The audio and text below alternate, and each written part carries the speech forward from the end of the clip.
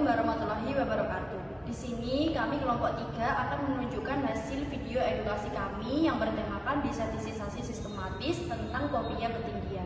Sebelumnya perkenalkan, saya Nurlaila Wulandini dengan NIM 071. Di sini saya berperan sebagai konselor dan rekan saya Sona Kanzal Maulidia Kusuma dengan NIM 115 berperan sebagai narator. Saya Hesti Nurul Aini dengan NIM 092 berperan sebagai konsili atau klien. Saya Pramudia Utama dengan NIM 121 berperan sebagai narator. Halo, selamat datang di video edukasi kali ini. Kita akan membahas tentang salah satu gangguan kecemasan yang cukup sering terjadi, yaitu fobia. Fobia adalah ketakutan yang berlebihan, tidak rasional, dan sulit dikendalikan terhadap objek, situasi, atau aktivitas tertentu. Meskipun hal itu sebenarnya tidak berbahaya, seseorang yang mengalami fobia bisa merasakan panik, cemas berat, hingga gejala fisik seperti jantung berdebar, tubuh gemetar, atau sesak napas saat dihadapkan dengan pemicunya. Ciri-ciri fobia, yang pertama ada ketakutan berlebihan dan tidak rasional, yang kedua ada sulit dikendalikan, dan yang terakhir memicu panik dan gejala fisik. Salah satu jenis fobia yang cukup banyak dialami adalah akrofobia. Akrofobia adalah ketakutan yang berlebihan terhadap ketinggian. Orang dengan akrofobia bisa merasakan sangat takut saat berada di tempat tinggi seperti lantai atas gedung, di balkon, di atas jembatan, bahkan saat melihat gambar tempat tinggi sekalipun. Gejala akrofobia diantaranya ada jantung berdebar, keringat dingin, tangan gemetar, tubuh lemas, pusing, dan serangan panik.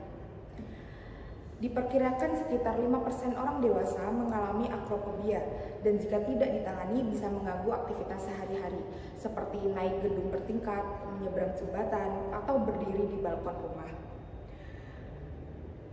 Untungnya, fobia seperti ini bisa diatasi dengan metode terapi tertentu.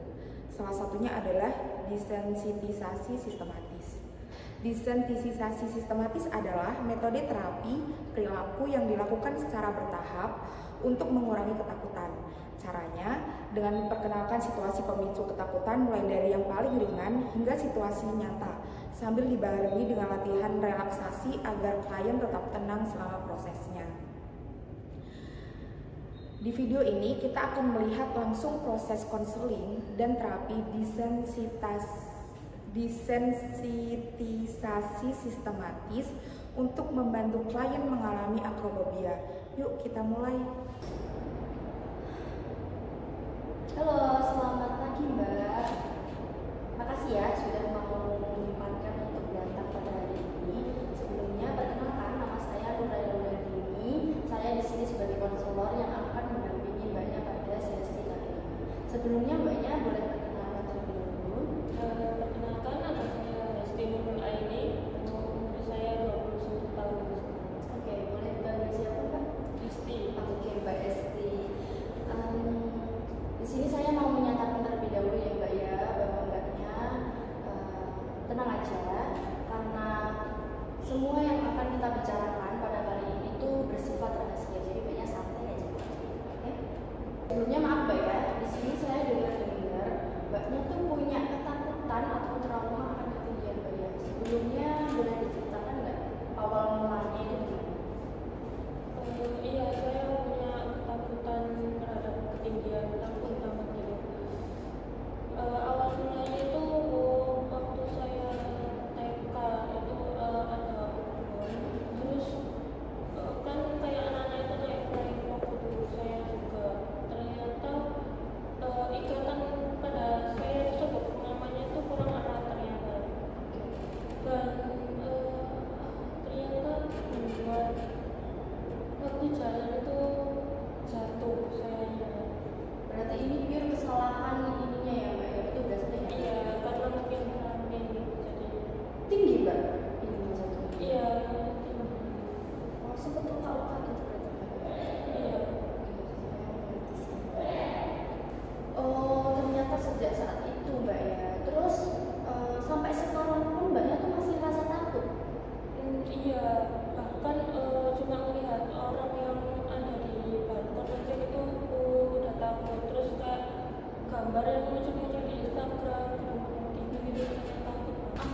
capek banget soalnya malu sama teman-teman dengan aku ini. Wajar sih Mbak Esti. Tapi tuh ketakutan tuh bukan hal yang memalukan sebenarnya tuh. Tapi Mbak Esti tenang aja. Lagi-lagi tenang aja pokoknya karena kondisi ini bisa kita tangani melalui terapis.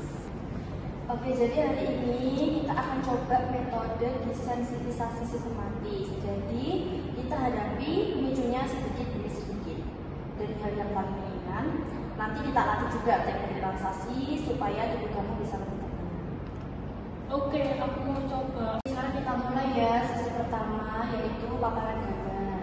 Saya akan tunjukkan beberapa gambar situasi yang berkaitan dengan kemudian sesuai yang kita lakukan.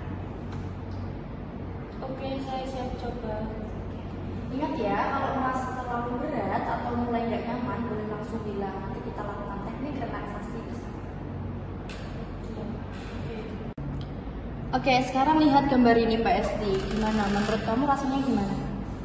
Mulai nggak nyaman, tapi masih bisa. Oke, bagus. Terus menurut kamu dari 1 sampai 10 berapa sekarang? 7. Kalau gambar yang ini Mbak? Agak pusing nih.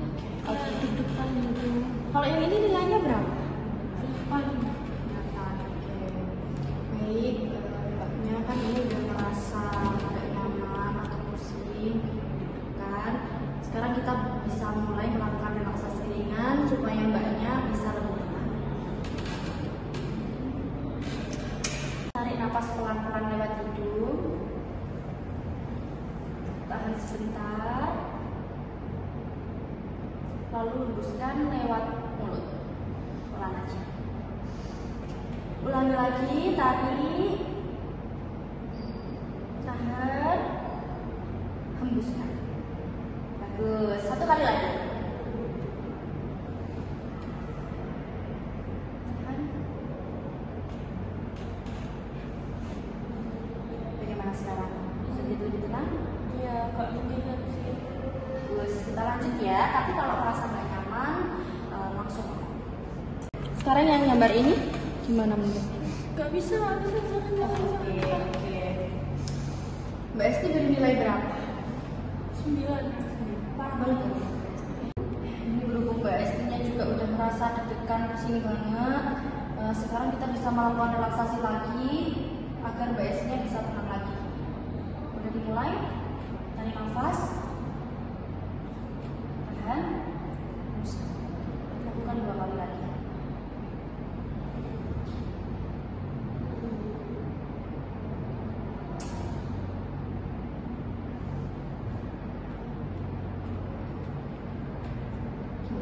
Udah mulai ini agak tenang, bisa kita lanjut. Oke. Sekarang yang terakhir Mbak ya, Mbaknya lihat fotonya. Gak bisa. Oke, it's okay, nggak apa-apa Mbak. Mbaknya merasa takut banget ya? Oke, saya paham. Agar Mbak Esti bisa tenang lagi, kita lakukan relaksasi lagi ya Mbak ya.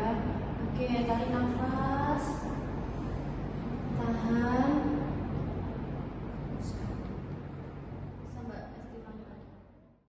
Gimana Mbak Esti? Udah mulai agak tenang? Sudah mulai merasa tenang.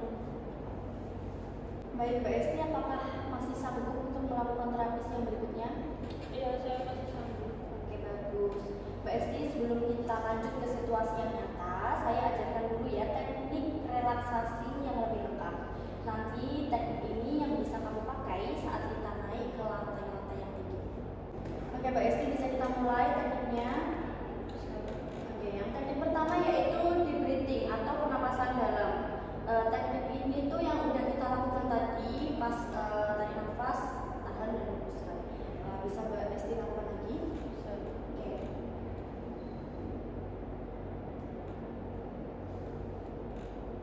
Sudah?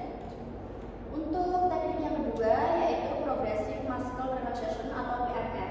Ini menegakkan lalu melepaskan otot tubuh secara bertahap. Biasanya mulai dari tangan, bahu, kaki sampai wajah.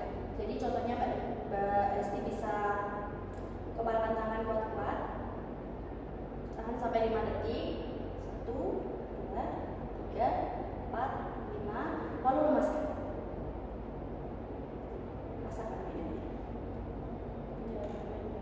Yang ketiga yaitu imagery relaxation atau visualisasi positif. Ini tuh membayangkan tempat atau situasi yang menenangkan, kayak pantai, hutan, atau tempat yang nyaman buat kamu. Oke, sekarang Mbak coba pejamkan mata.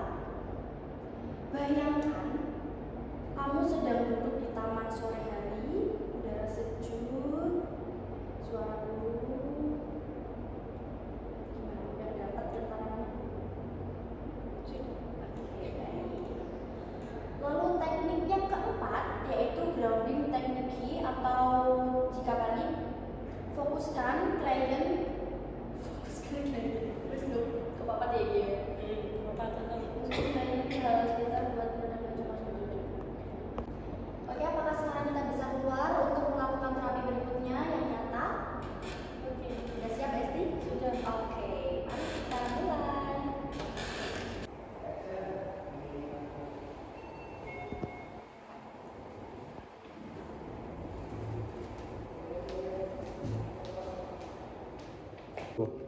Oke Mbak Esti, ini kita sekarang lagi di lantai 3. Mbak Esti bisa lihat keluar dari balkon sini dulu sebentar aja.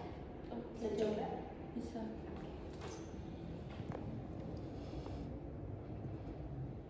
Jadi gimana Mbak Esti rasanya? Deg-degan sih, tapi masih bisa. Oke, skalanya berapa Mbak? 8 kalau ini. Oke, pelan-pelan aja Mbak ya. Mbak Esti coba tarik nafas dulu. Lalu hembuskan, coba Oke, apakah Mbak Esti sudah siap untuk meneruskan di atas? Sudah. Oke, mari kita coba. Oke Mbak Esti, sekarang kita ada di lantai 6. Mbak Esti bisa coba lihat keluar dari balkon sini. Gimana rasanya? Aduh, pusing banget. Jantung juga cepet banget. Gitu ya. Oke, nggak apa-apa Mbak Esti. Mbak Esti coba sekarang tarik nafas pelan, tahan, hembuskan. Lakukan 2 kali ya Mbak.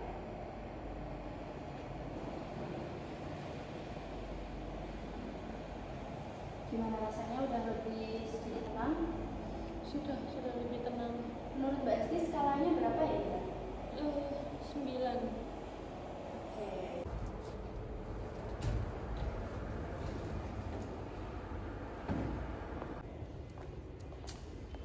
Oke Mbak Esti, sekarang kita ada di lantai 10. Mbak Esti bisa coba lihat keluar pelan-pelan aja. Bisa dicoba? Oke, bisa. Oke. Aduh, Gimana Mbak? pusing. Oh, pusing. banget. Oke, oke, nggak apa-apa. Gimana Mbak Esti? Takut banget, rasanya pusing, terus jantung juga cepet banget. Oke, nggak apa-apa Mbak Esti. Kita coba tarik nafas dulu ya. Ayo, tarik nafas. Tahan, hembuskan. Lakukan 2 kali.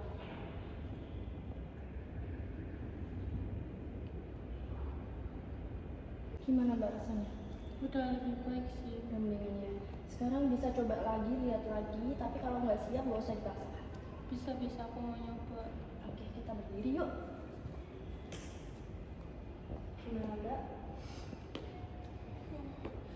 Masih pusing. Masih berdebar ya? Iya. Oke, sekarang kita coba genggam tangan Mbak Esti sampai 5 detik. 1, 2, 3, 4, 5, lemas. Udah merasa sedikit siap? Gimana Mbak, sekarang udah merasa lebih tenang? Sudah. Kalau Mbak Esti sudah merasa lebih tenang, bisa coba lihat ke bawah lagi, tapi sambil napas dalam. Oke, bisa dicoba.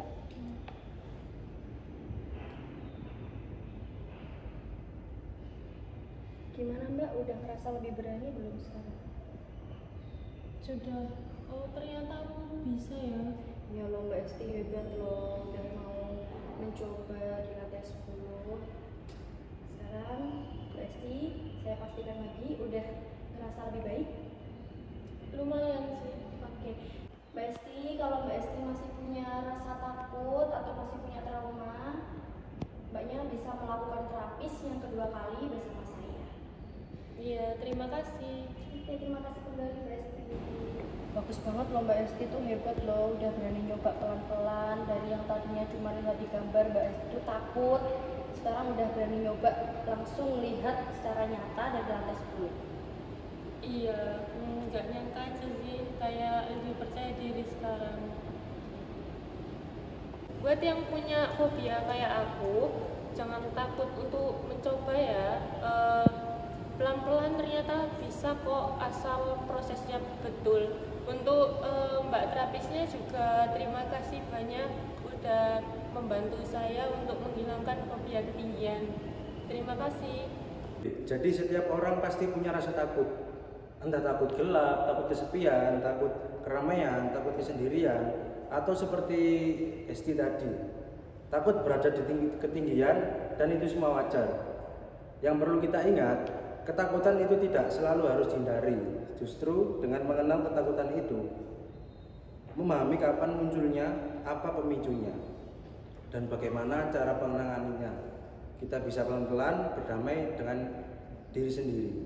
Seperti yang sudah teman-teman lihat tadi, melalui teknik desensitisasi sistematis dari mulai konseling, latihan relaksasi hingga menghadapi situasi nyata, Esti akhirnya pun bisa mengendalikan ketakutannya. Proses itu memang tidak instan, butuh keberanian, kesabaran, dan support dari kawan-kawan sekitar. Tapi percayalah, setiap ketakutan itu bisa dihadapi kalau kita mau berproses. Buat teman-teman yang mungkin sedang berjuang dengan fobia atau ketakutan yang mengganggu aktivitas sehari-hari, jangan ragu untuk bercerita dengan orang yang terpercaya atau konsultasi di orang yang terpercaya. Karena kamu nggak harus melawan itu dengan sendirinya. Takut itu normal, tapi keberanian bukan berarti tidak takut. Keberanian adalah tetap melangkah walau rasa takut itu masih ada. Dan keberanian itulah yang membuat kita semakin kuat. Terima kasih sudah menyaksikan video tersebut. Semoga cerita Esti dan proses terapinya bisa menjadi inspirasi teman-teman semua. Sampai jumpa di lain video.